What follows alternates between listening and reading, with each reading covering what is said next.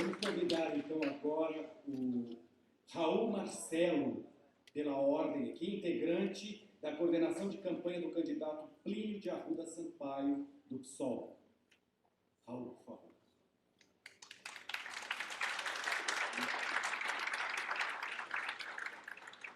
O problema é para quem está com sede agora, ficou difícil aqui. Se der um copo, vou deixar bem longe aqui. Olha, primeiro, bom dia a todos e a todas.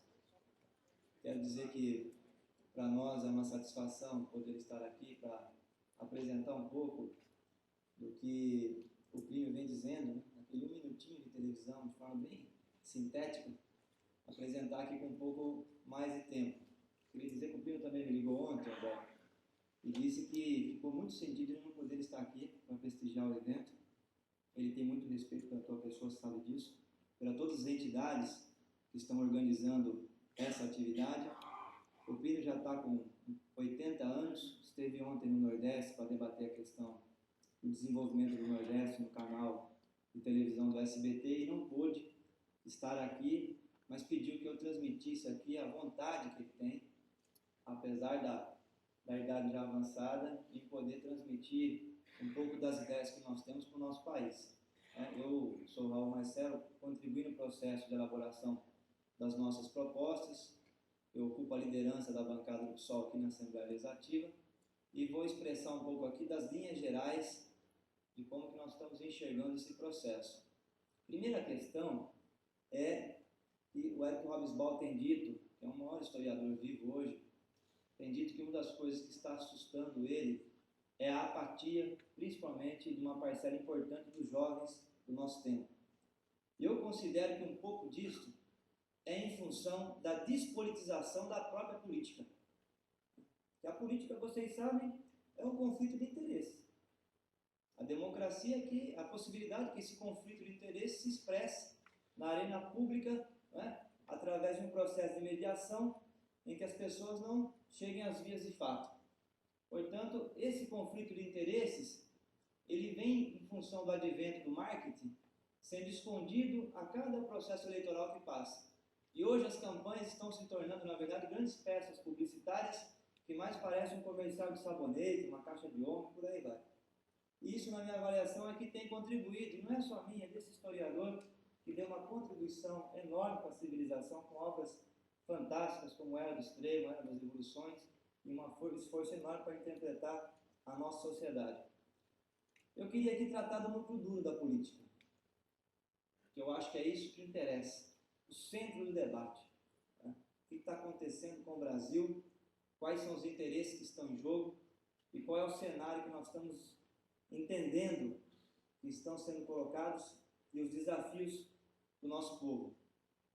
O primeiro deles é que, com o advento da Ásia incorporada ao processo de produção capitalista, 800 milhões de camponeses se tornaram operários nos últimos 30 anos.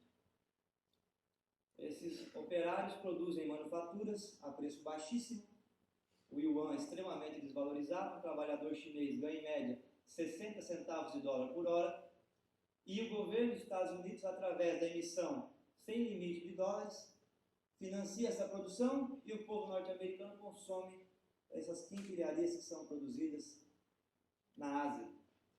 O Brasil tem sido empurrado nesse processo em dois sentidos. De um lado, se transformando em uma plataforma de exportação de matéria-prima, e está aí o advento do agronegócio, que hoje virá nos heróis do país, né? Estão agora cobrando a fatura, que é a revisão do nosso Código Florestal, para acabar com a legislação ambiental, reduzir de 30 o limite de plantio, de proteção dos córregos e rios para 15 metros, liberar desmatamento em topo de morro, anistia aos desmatadores. Né? E o outro processo é que é preciso financiar esse consumo. Então, o Brasil se transformando também em plataforma de valorização do capital financeiro para poder viabilizar a rolagem da dívida pública nos Estados Unidos. Essa é a grande questão que está colocada para o nosso país. O maior economista nosso, que não está mais entre nós, o Celso Furtado, em 92, ele estava enxergando o início desse processo, escreveu uma obra importante, um livrinho de 100 páginas, chamada Brasil Construção Interrompida. A reflexão que está ali, ele inclusive conclui falando, isso aqui é para os jovens, linguagem simples, didática, para a gente poder se apropriar dessas informações. Em 92 ele já estava enxergando esse processo. De lá para cá isso se aprofundou. Nós perdemos capacidade, o Estado brasileiro perdeu capacidade de intervir nos processos fundamentais da economia. O tripé que sustenta hoje a política econômica é o tripé da maior taxa de juros, né? Sempre está brigando ali entre a primeira e segunda maior taxa de juros, uma moeda supervalorizada e o endividamento brutal dos governos de todos os estados, especialmente o estado de São Paulo, mas fundamentalmente a União. E o ano passado, para poder rolar a dívida pública, nós gastamos 36% do orçamento da União. E vocês sabem como é que funciona a situação nossa no Brasil, né? O trabalhador, em média, trabalha até 4 meses no ano para pagar impostos, 15% fica aqui na Prefeitura de São Paulo, 25% vai para o governo do Estado, 60% vai para a União. Desses 60% que foram para a União, ano passado, nós gastamos 36% para a rolagem da dívida pública. Uma montanha de recursos, aí, mais de 300 bilhões de reais. E aí é uma falência generalizada em todos os serviços públicos. Celso Furtado viu isso. Viu também o processo de privatização, que acabou tirando da mão do Estado brasileiro a possibilidade de intervir na economia. Hoje, tem uma notícia no jornal, que não é só na imprensa, está na internet também, a Vale do Rio Doce está comprando navios que vão ser produzidos na Ásia, vão gerar empregos lá na Ásia, porque ela fez uma conta, os navios lá são mais baratos, né? E vai fazer essa conta. E nós aqui no Brasil temos 50 milhões de jovens de 15 a 29 anos, segundo o IPEA, 10 milhões não trabalham nem estudam. A gente anda na rua, vê menino de 25 anos soltando pipa 3 horas da tarde. Você pergunta, e aí? Ele fala, e aí, estamos aí, né? Não sei. Vamos ver. Vai na sorte. Faça um bico hoje, um bico amanhã. Essa é a situação nossa. É uma empresa importante, um ativo fundamental que lida com recursos naturais importantíssimos, estratégicos para os países, faz uma opção de investimento e não consulta ninguém, não tem nenhum tipo de controle social. Nós abrimos mão desses instrumentos. A Petrobras, 48% dela foi vendida. Né? Entregamos todo o setor de energia elétrica, agora a conta nossa é mais cara. Aliás, inclusive, quase o dobro dos Estados Unidos e o dobro de todos os preços que se praticam na Europa, por conta do processo de privatização e uma mudança de matriz energética para uma matriz mais suja, que é a termoelétrica, e que ainda encareceu o preço do fornecimento de energia elétrica no país. Então, esse é um pouco o quadro. Nós montamos o PSOL, tem um partido que tem 6 anos de idade, um partido muito novo, né, para poder furar o bloqueio, porque esse movimento ele é nacional, ou seja, existem setores políticos que estão defendendo que o país se transforme em uma plataforma de exportação, e é internacional também, ou seja, existem pressões internacionais. E o perigo é que hoje tem uma hegemonia. O que é a hegemonia? É quando uma fração de classe ou uma classe consegue transformar os seus interesses em interesses gerais. Nós montamos o PSOL para dizer que, para conter, fazer com que essa hegemonia não se transforme em um consenso. Essa é a grande luta nossa. A candidatura da Elis Helena expressou esse sentimento de furar a tentativa de se construir um consenso no Brasil em torno dessas políticas. E a candidatura do Plínio nessa eleição também expressa esse esforço. O que nós estamos dizendo nesse processo eleitoral que é muito importante? Porque é um paradoxo, né? Você anda na rua, as pessoas estão otimistas. Você pergunta para o cidadão como é que estão as coisas, ele fala, não, estão muito bem.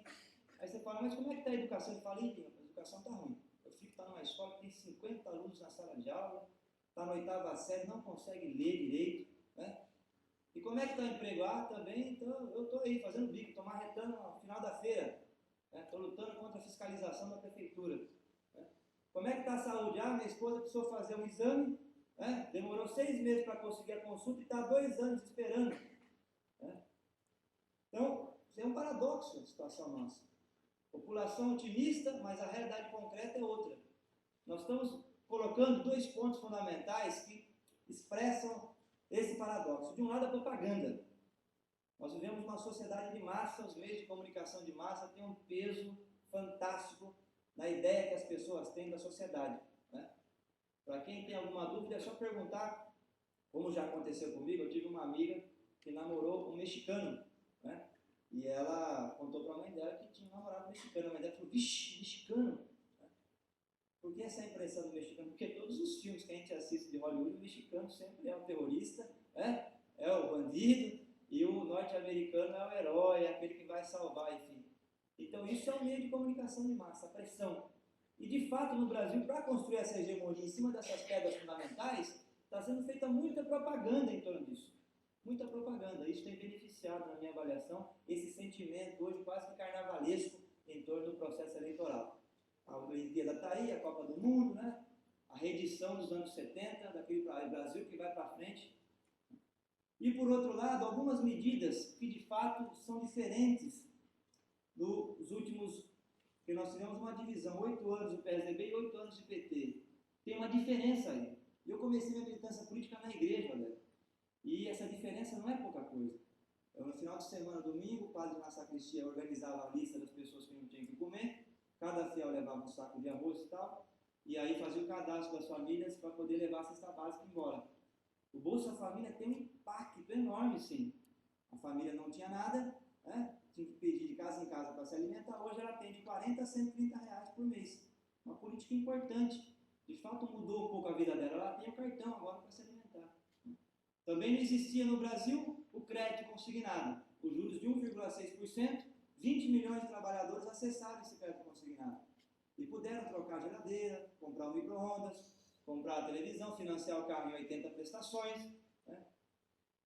Classe média alta, o real está sobrevalorizado, para viajar para o exterior está muito bom, né? Para gastar lá fora, a economia continua aberta, a gente exporta quase 10 toneladas de aço para comprar um computador. Então tá bom para comprar importados. Já apoiava anteriormente, já apoia agora, está muito bom. E o primeiro andar de cima, que é o terraço, né? Agronegócio, industriais tiveram uma dificuldade no final do ano, teve o IPI. E os bancos nunca ganharam tanto na história do Brasil como estão ganhando agora. Então, esse sentimento de otimismo é por conta dessas medidas. A reflexão que nós estamos trazendo ao debate é que nenhuma dessas medidas resolve ou enfrenta de frente o problema estrutural que já nos acompanha há 500 anos. 500 anos. Que é o fato de nós sermos um território com um povo miscigenado e fantástico. O Darcy Ribeiro está aí para quem quiser tirar a prova. População, formação étnica nossa não tem igual. Estamos em cima de um continente, de um espaço geográfico quase continental, que é rico em recursos naturais, e mesmo assim produzimos riquezas, a 8ª economia do mundo, em 2016 vamos ser a 5ª, e uma parcela enorme da população não consegue participar dessa empresa. 26% para comer tem que ter o Bolsa Família. 26% da população. Esse é o quadro do Brasil. Essas medidas não alteram esse processo. Não alteram. O que poderia alterar a distribuição de riqueza no país? Um sistema nacional de educação. Poderia contribuir, porque o filho do trabalhador vai, se conseguir vaga na creche, teve sorte. Ensino fundamental é aquilo que a gente conhece. O ensino médio ele tem que trabalhar para estudar. Quase inviável. Aquele que faz um esforço enorme, depois vai para a universidade, mas é privado, que não faz pesquisa e extensão. Nós sabemos como funciona. Na hora de conseguir os melhores empregos, quem que vai ter? O filho de uma família classe média alta, de um empresário, que ficou na creche particular, já aprende a falar inglês, né? Já sai com 2 idiomas, formação bilíngue, depois vai para o ensino fundamental privado, salas de aula super reduzidas, né? Acompanhamento, psicólogo e tal. Ensino médio também não precisa trabalhar, então faz ensino médio de ótima qualidade. Ele vai para as melhores vagas nas universidades e consegue os melhores empregos. Nós, ao não criarmos no Brasil um sistema nacional de educação, nós abrimos mão de combater a desigualdade social, porque a estrutura que mantém a desigualdade social está em pé. O Pia tem dito muito nos debates, André, no muro. O muro está aí, enorme, né? Que rouba as aspirações de milhares e milhões de jovens no nosso país. Então, os filhos de uma família que está no Bolsa Família vão continuar nessa situação, porque vão entrar ou em empregos precarizados ou no subemprego, e aí está o narcotráfico, o crime organizado, né? Está toda essa gama de situações para uma parcela da nossa juventude. Eu fui do movimento estudantil, nós debatemos ao longo de anos um Plano Nacional de Educação do Brasil. Uma coisa fantástica. Isso foi ao Congresso, a proposta nossa era aumentar os investimentos de 4% para 10% para a educação. O Nelson Marquesan, que era um relator do Rio Grande do Sul, fez uma contraproposta para 7%, inclusive um deputado do PSDB. Foi aprovado. O Fernando Henrique aprovou a parte teórica do plano, mas o investimento ficou vetado. 8 anos do governo PT e está lá os vetos no Senado. Não derrubamos os vetos. E aí a carreira de professor hoje afugenta. O jovem não quer ser professor, aquele que faz universidade, que tem aptidão, até para lecionar, ele não quer dar aula, ele vai para a iniciativa privada. Por quê? Porque a carreira do professor acabou. Nós não temos mais carreira para professor. O nosso estado é um exemplo enorme disso. O professor, para corrigir a inflação, tem que ficar embaixo de chuva lá na frente do estado de Morumbi. E ainda não é recebido pelo governo, é recebido pela polícia militar. É o fim do mundo isso, mas é inversão de valores completa. Mas é isso que está acontecendo. Então, essa situação da educação nós não temos, é preciso. Nós estamos propondo ampliar para 10% os gastos com a educação para poder ter um sistema nacional de educação. O que é isso? A criança tem que entrar 8 horas da manhã na escola, tomar um café, meio-dia tem que almoçar na escola, do meio-dia às 3 tem que ter atividade esportiva na escola, e das 3 às 6 tem que ter atividade cultural. A criança tem que ficar o dia todo na escola. O estoque de conhecimento da humanidade está enorme. Não dá para a gente conseguir, não apenas transferir, mas também criar educação dentro da própria escola, né? Está aí o Paulo Freire, o professor também aprende lecionando, mas não dá para fazer isso uma aulinha de 40 minutos, 50 minutos. Então, esse é um ponto importante. O segundo ponto importante é a reforma agrária. Reforma agrária tão falada no país, né? O João Goulart, que aliás o Plínio foi relator da proposta dele em 62, que queria fazer a reforma agrária. Eu fico pensando todos os dias, imagine se nós tivéssemos feito a reforma agrária em 62. Nós não teríamos metade dos problemas que nós temos hoje aqui na Grande São Paulo. A média das famílias que estão na periferia são todas oriundas do campo. Se nós tivéssemos feito isso lá atrás, não teríamos esse problema. E não fizemos. Depois do governo do Sarney, foi montado o primeiro Plano Nacional de Reforma Agrária. Proposta de assentar 1 milhão de famílias em 10 anos. Não assentou 200 mil. E agora, de novo, em 2003, se montou o segundo Plano Nacional de Reforma Agrária. O Plínio foi lá, com 78 anos, ajudou a elaborar o novo plano e também não saiu do papel. A conta que tem aí o professor Umberlindo Ariovaldo, da Universidade de São Paulo, aqui do curso de Geografia, ele fez questão de contar todos os assentamentos que o governo está dizendo que fez. Dá menos de 180 mil, menor inclusive que o governo passado, porque foram colocados na conta as famílias que já estavam assentadas que receberam algum tipo de projeto, Luz para Todos, até a Bolsa Família e tal. Isso não vale. Reforma agrária é assentar uma família e não contar um assentamento que recebeu infraestrutura. Então esse é o quadro nosso. A desigualdade no campo é terrível e muitas famílias que estão nos grandes centros têm aptidão para trabalhar sim a terra. Se você levar energia elétrica, pôr a antena do celular, colocar o acesso à internet, a pessoa tem garantia de que vai ter o trabalho, e você monta uma política ligada à educação para ter fornecimento da produção, ou seja, escoar a produção dela, nós temos condição sim de assentar milhares e milhões de famílias no campo no Brasil. Agora, para isso é preciso enfrentar o interesse do agronegócio, né? Esse latifúndio hoje que se travestiu de agronegócio, que é uma coisa curiosa até, porque é pior do que a República Velha isso, né? Na minha avaliação. Porque na República Velha, o produtor de café aqui de São Paulo ele era de São Paulo. A semente que ele usava lá era produzida aqui nos nossos centros de pesquisa. Hoje não.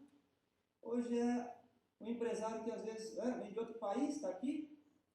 A semente não é produzida aqui, é da BASF, da Bunge, da Shell, enfim, transgênica. Produz, leva os recursos naturais e nós estamos incentivando esse processo cada vez mais. Aqui em São Paulo nós estamos já com 6 milhões de hectares com cana-de-açúcar e 1 milhão de hectares entre pinos e eucalipto. E eucalipto é interessante porque como nós temos muito recurso hídrico, tem espécie de eucalipto que consome até 150 litros de água por dia. Então tem um defensor público aqui em São Luís do Paraitinho que está denunciando o sumiço de nascentes, córregos que desapareceram por conta do processo de expansão do eucalipto. Ele entrou na ação civil pública e conseguiu conter a expansão. Mas esse é o quadro nosso. Para produzir uma celulose, que dá um papel muito macio, para fazer papel higiênico para exportar para a Europa. Esse é o quadro.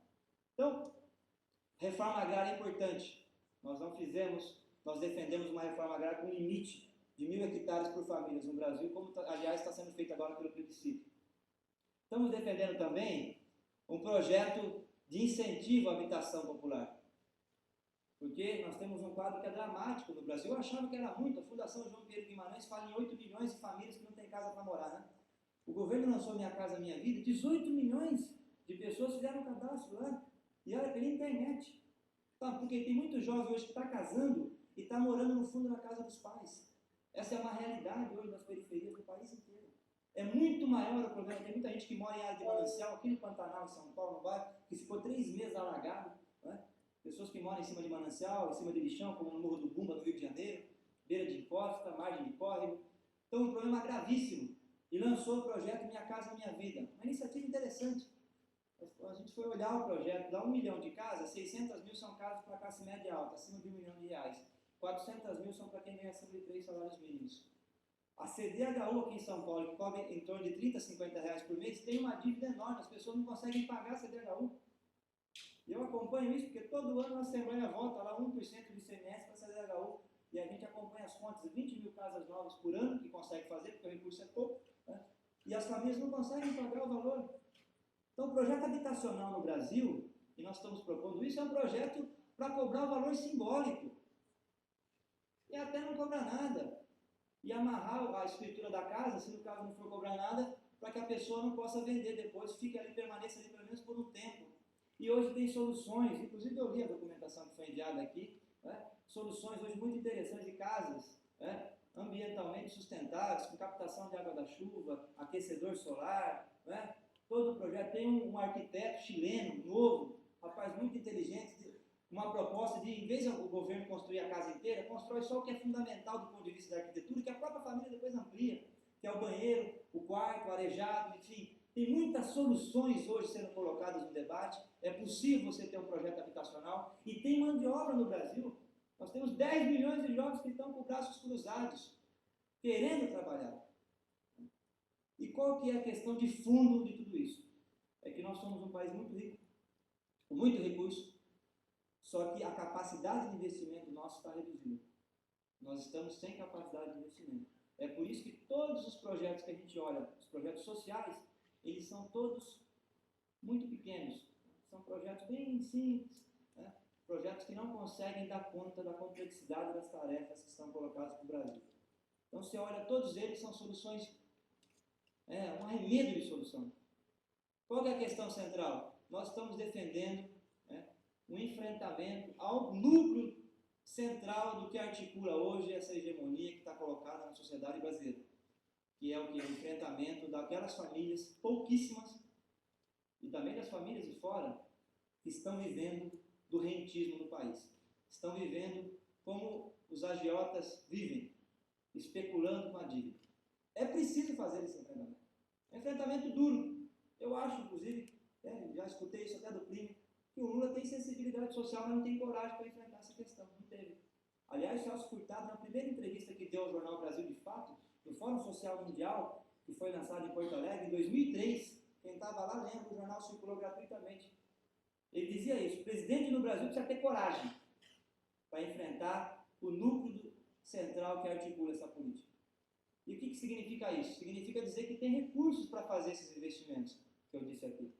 Tem recursos, o Brasil é um país rico. A arrecadação nossa é enorme. Em que pese ter um problema tributário, tá vendo? Porque 50% dos nossos tributos é consumo ou é trabalho, né? O tributo em cima do capital é 15%, em cima do patrimônio é de 3,7%, né? E INSS é o resto, que é um pouco mais de 30%. Então tem um problema tributário, nós concordamos, a reforma tributária precisa acontecer, né? E ela tem que desonerar o consumo, desonerar o trabalho, né? Desonerar também setores estratégicos do ponto de vista da produção no país, mas não dá para você não discutir para onde estão indo esses recursos arrecadados. Eles estão indo para o governo central, né, para a União, e a União não está retribuindo com investimentos nessas áreas que nós colocamos. A ideia nossa é inverter isso. Né? Essa é a proposta.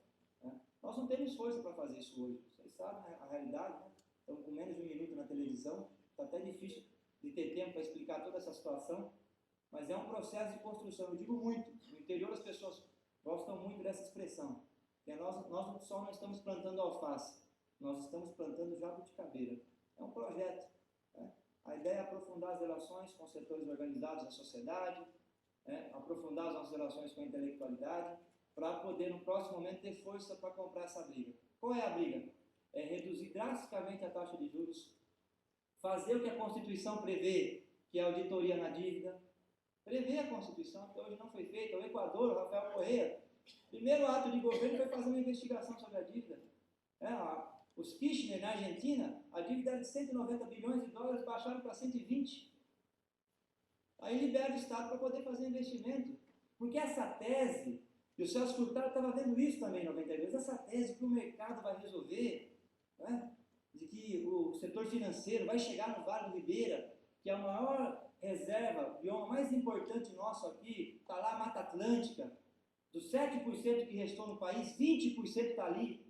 Achar que vai chegar um investidor e vai cuidar da população que está lá, que precisa muitas vezes desmatar para sobreviver e retirar o palmito, isso não vai acontecer, isso é ilusão. Isto é ilusão. O mercado não desenvolve, vai só onde tem lucro, rápido, aliás. Então vai fazer os investimentos nos lugares onde estão os centros de pesquisa. Como nós não temos muitos lugares que tem centro de pesquisa, mão de obra qualificada, ficam essas vastas áreas, o nosso estado, inclusive, do Brasil, sem receber investimentos. E aí a única opção que tem é a degradação ou investimentos que chegam para degradar, como é o caso da Mata Atlântica, tem uma polêmica enorme. Aqui não vai ter a polêmica, né? Mas tem uma polêmica enorme, tem vários empresários querendo elaborar lá hidrelétricas no último grande rio nosso, que ainda não tem barragem, que é o Rio Ribeira de Guá, vai acabar com esse bioma importante que é a Mata Atlântica, né? Tem gente querendo plantar eucalipto lá também já, e é uma questão, é um conflito. Tá? Esses tipos de investimentos que chegam nas regiões onde existe carência social. Então, qual que é a proposta? A proposta é mexer no núcleo central, na nossa avaliação hoje, aqui impede que o Estado brasileiro tenha capacidade para poder viabilizar as políticas fundamentais para desenvolver o nosso país. A auditoria da dívida, na nossa visão, ela é fundamental para poder liberar o Estado brasileiro, para ter recursos para fazer habitação, Sistema Nacional de Educação, Sistema Único de Saúde, que é uma lei importantíssima, avançadíssima. O SUS, do ponto de vista legal, na minha avaliação, uma das leis que mais avançaram aí no mundo, né? Prevê que um hospital privado pode atender uma pessoa, que o governo depois vai remunerar esse hospital privado através do SUS. E qual que é o drama do SUS? Aliás, o ministro Gomes Temporão deu uma entrevista na Carta Capital tem 10 dias, hoje, fazendo um balanço da sua gestão no Ministério, falando que a grande frustração foi ele terminar o mandato como ministro e o SUS continuar sendo subfinanciado. O SUS é subfinanciado. As Santas Casas estão aí, as irmãs fazem um esforço danado para manter os princípios cristãos, atender bem a todos, sem distinção.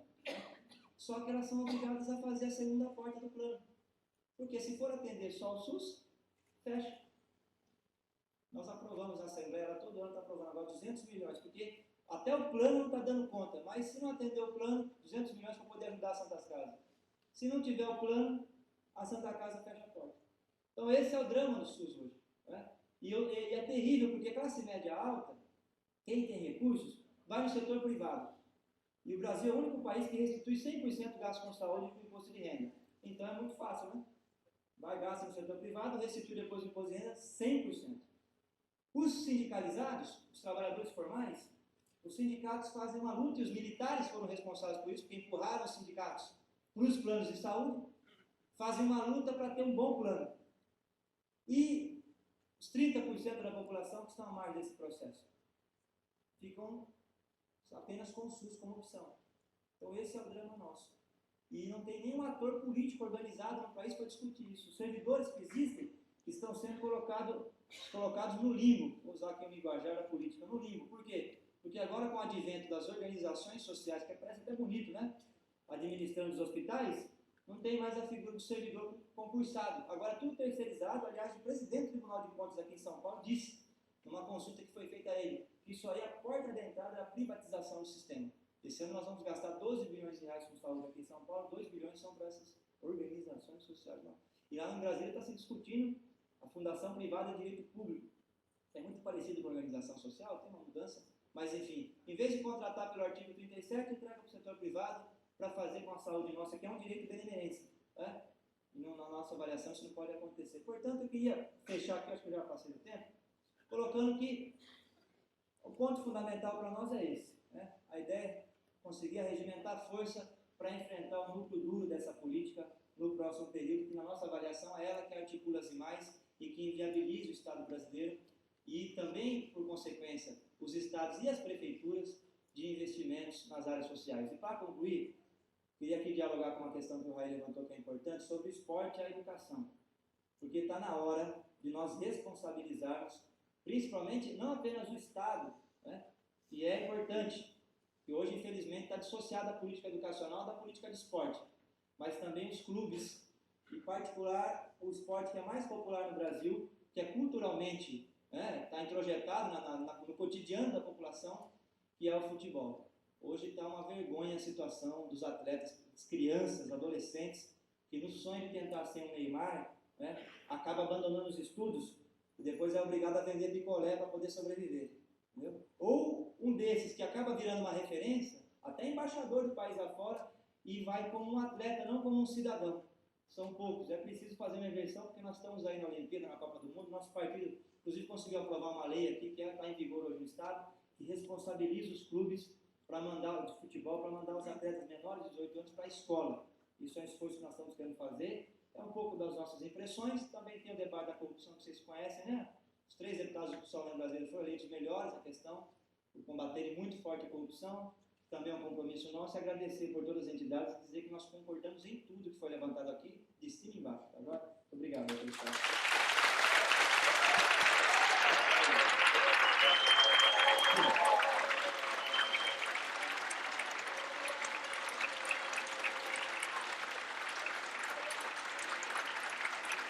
Bem,